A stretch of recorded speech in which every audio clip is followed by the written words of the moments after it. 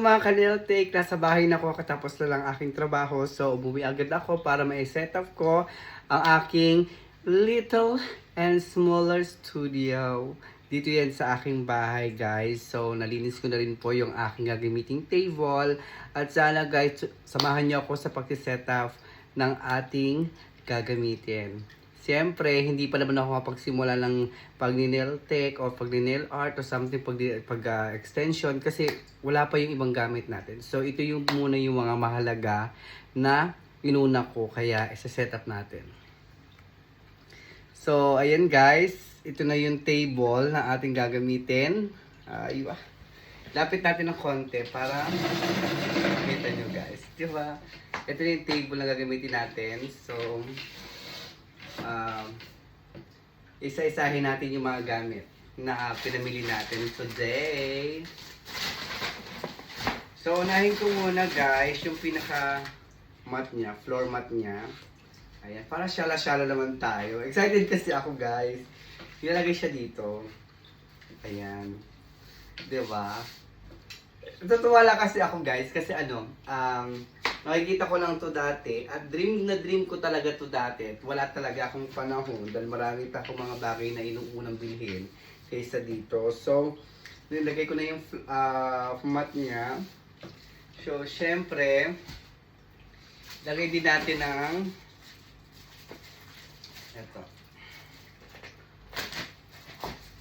So, ilagay ko na din yung kanyang, ito naman yung kanyang pinaka-table. Ayan, syala-syala. Diba? Alam mo yung curing. Ganito. Diba? Ganito yung eksena na makikita ko. Siyempre, papalitan natin yung table na to. Hindi pa ganung finalize yung table na to kasi maliit. Gusto ko lang makita yung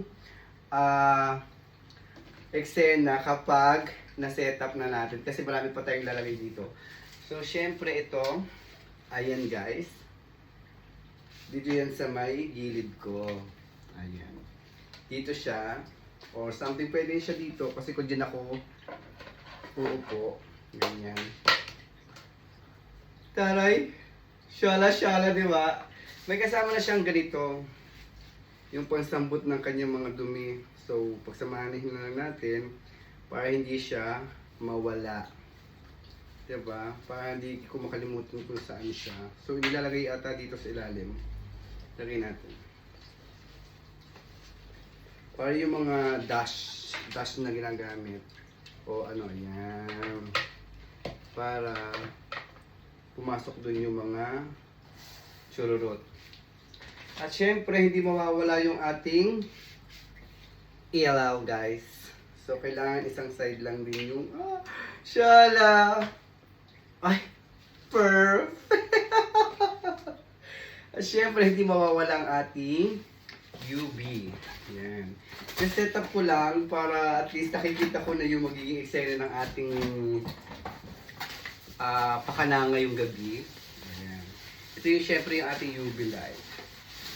Syempre hindi nagpapakabog. Bibili rin tayo. Kaso wala tayong makitang pure white. So, medyo malaki siya. Kailangan talaga natin ng big table. Ayan. Dito natin siya lalagay. Ayan, di ba? Para pag may MERS, magamit niya to. Ganyan mo natin siya. Ay. At syempre, kung may kasama siyang tungtungan ng kamay. Para sa ganun, perfect, hindi ba ngalay or what, ganyan siya. Sobrang nakikita ko pa dito ang table natin, hindi siya kasya. Pero, bibili pa tayo niyan, atika tayo ng table. Oo, i-set up din natin yung mga dapat i-set up. At, diba, ito na yung kanina. Para makita nyo guys. Para ma-amaze naman tayo. Kasi nga, mura lang naman kasi. Kaya tayo bibili o aadika tayo kasi mura lang yan siya, diba? So, may pailaw pa yan para ano. Oh, taray, diba? Shala. Okay. Ito muna siya sa likod. At syempre ang ating pangmalakasan pang grill. So, set up natin siya.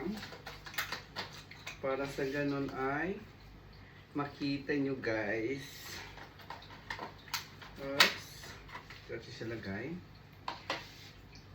Para makita natin lahat yung kaganapan.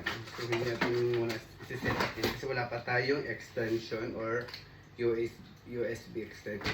Ay, okay na. Muntik na guys. Sorry. Muntik na. Papasok siya dyan. Pasok siya dito. Diba? Tapos, ipapasok natin siya dito. Diba? Ang ganda lang kasi, black and white. Parang, ayan! Perfect kaayo ng ating setup for today. Pasok lang natin siya dyan.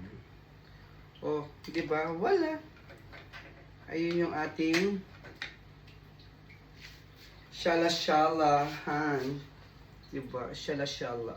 Okay. Ayun na siya ngayon guys. Maraming salamat sa inyong lahat.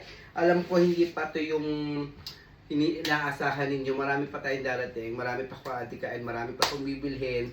At marami pa tayong isi-set up. Gusto ko talaga ganun. Para at least hindi ko man siya magamit dito.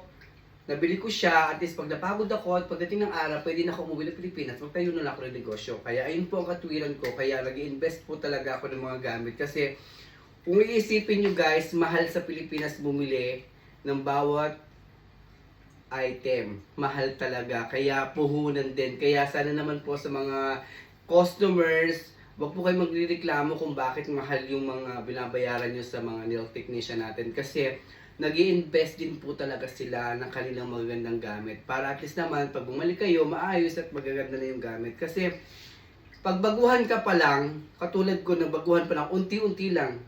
Ito, may presyo na to, so, okay na yan. At least sa susunod, bibili ko ulit ng palibago. At least, hanggang sa mga unti-unti. Diba? Sana, ma-inspire ko kayo lahat. Sana huwag kayo magsawang manood sa video na to. Ito na yung full setup ng ating studio. Maraming salamat po.